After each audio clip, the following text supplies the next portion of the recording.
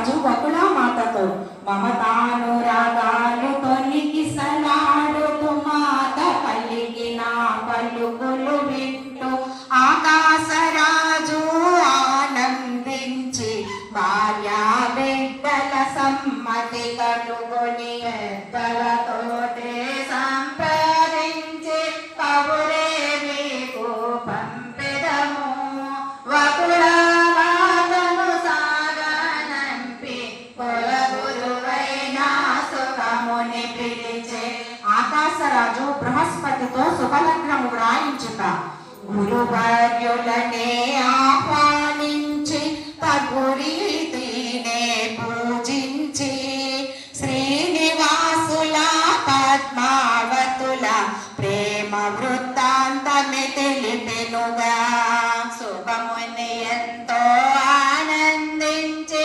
మంచి వార్తని తెలిపవంటూ బృహస్పతిని వెంటనే పిలిచి శుభలగ్నము వారు లగ్న పత్రిక వ్రాసినారు.